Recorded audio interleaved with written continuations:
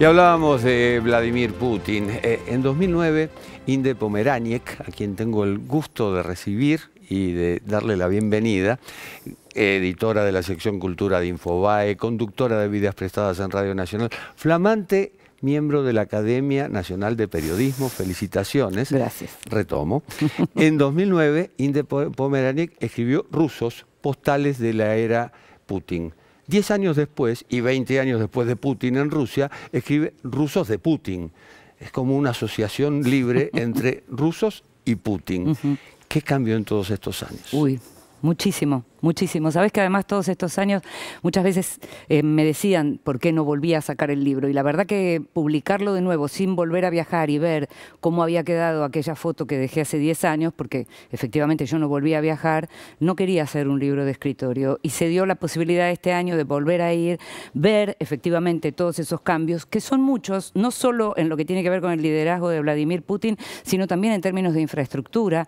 Las capitales que conocía, Moscú y San Petersburgo, no son las mismas. Pasó el Mundial, pasaron 10 años, Jorge, pasó muchísimo. Entonces, en términos de infraestructura y hasta el modo en que se mueven, te diría, los rusos cuando hay extranjeros, ya no es exactamente la misma hostilidad que yo podía encontrar 10 años atrás. Y en términos de liderazgo, bueno, lo que antes veíamos solo en Vladimir Putin, ahora lo vemos y bastante más exagerado en varios líderes del mundo, ¿no? Seguro, claro. En la era Trump, lo que hablábamos justamente. En las últimas horas hubo un atentado cerca de los servicios de inteligencia. Lo curioso de Rusia es que primero había 5 muertos y luego dicen que hay un solo muerto y que nunca se va a develar qué fue lo que ocurrió allí. Rusia es una suerte de incógnita en sí misma. Bueno, pero además si estamos hablando de los servicios secretos, si en general ocurre que hay algo del orden del secretismo que se mantiene desde siempre, el secretismo, pensemos que fue el secretismo lo que terminó llevando a la tragedia de Chernobyl, por mencionarte alguna de las grandes cosas que quedaron en la oscuridad durante tanto tiempo. Es fácil imaginar que iban a tratar de minimizar cualquier cuestión de este orden, porque en general ellos suelen dar su propia versión de los hechos. Los hechos existen, pero la versión de los hechos en general te la da el gobierno ruso. Cierto. En el libro vos contás que hay quien lo toma como un tratado sobre Rusia y hay quien lo toma como una guía de turismo, y me parece que no es ni una cosa ni la otra, sino que es un término medio con mucho factor humano. Los rusos no son muy amables, por lo que contás. No, pero viste que te decía que están un poquito más amables, si se quiere, tal vez porque se los indicaron. Cuando fue el Mundial, entre los operativos que se pusieron en marcha, fue hacerles entender, por ejemplo, a los comerciantes que si sonríen en general es bueno para los negocios, porque por lo general, históricamente, te ladran bastante. Eso con tarjeta de crédito, no, eso con tarjeta de crédito no se lo vendemos. Bueno, para el Mundial, entre los operativos, estuvo el de tener gente en diferentes lugares, en las estaciones centrales de metro, gente que hable inglés, o por lo menos que pueda comunicarse. La cartelería en las ciudades, la señalética, la tenés en ruso, en chino y en inglés, en ese orden. Y todo eso vino en el último tiempo y sobre todo con lo que tiene que ver con el Mundial. La gran diferencia ahora en términos, si ya vamos a una especie de Lonely Planet rusos de Putin, la gran diferencia ahora es que si vos vas con un celular y lo tenés, digamos, tenés el chip en el momento o tenés el modo de comunicarte, ya no necesitas que te indiquen las calles, porque el celular solo ya te lo indica. Claro. Con lo cual te arreglás mucho más. Ahí contás que van en el metro, ese fastuoso metro que es tan profundo, todos con las cabezas inclinadas con sus teléfonos celulares, cosa que pasa en todo el mundo. Hay dos puntos. Uno, que lo contás en este libro y lo contás en el anterior, es que Putin le devolvió el orgullo a Rusia, a los rusos.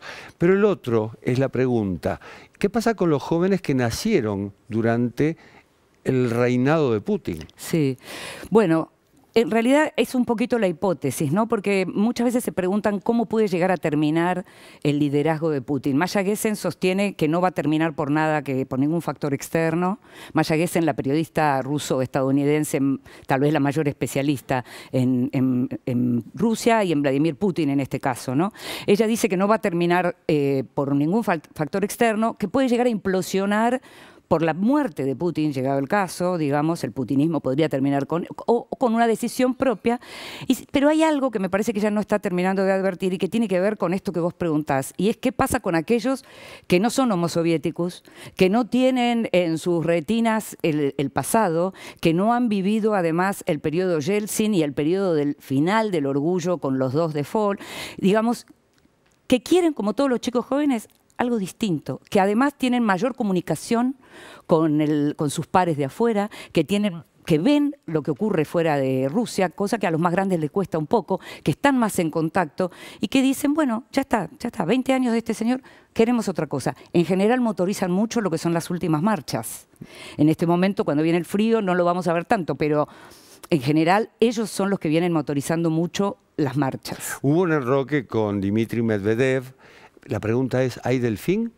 Bueno, lo que están comentando, lo que dicen los que conocen y sobre todo aquellos que viven en Rusia y van viendo los cambios en el gobierno, por primera vez se ve mucho funcionario joven que nadie imagina que no sea de otra manera que elegido por el propio Vladimir Putin. Porque ahí también habría otra opción y es que en el momento que a Vladimir Putin se le ocurra, diga, bueno, ya está, ya no quiero seguir siendo presidente y que quede finalmente en ese lugar alguien que así como él quedó y ahora van a ser 20 años de que él fue por primera vez presidente cuando Boris Yeltsin renunció frente a Cámara y dijo que quedaba su entonces primer ministro Putin como presidente, que en algún momento ocurra algo parecido y él decida finalmente dejar gente joven, pero formada por él, y que tenga como la certeza de que puede ganar.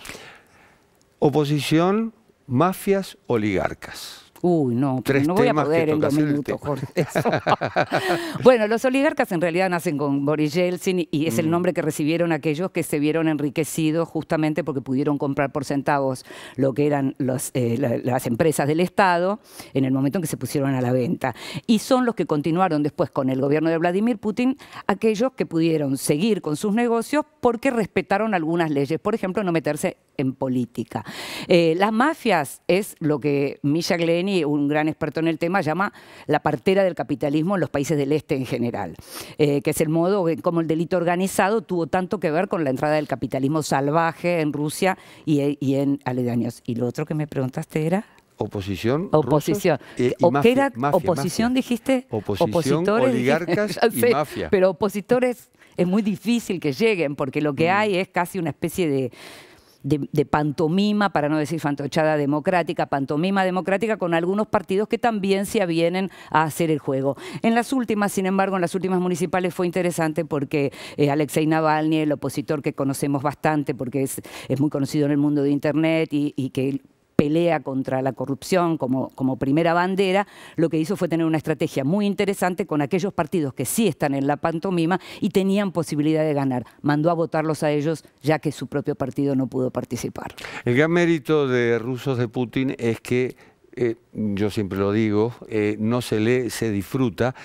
Realmente es una postal maravillosa y sobre todo se lee rápido. Qué bueno eso. Y estoy esperando que llegue 2029 para la tercera. Pero que tal vez ya no esté. Pensemos que ya no va a estar. Pensemos que los chicos más jóvenes van a haber decidido que la cosa tiene que cambiar. Gracias, Inde, por haber venido. No, gracias a vos y gracias a ustedes. Vamos a una pausa.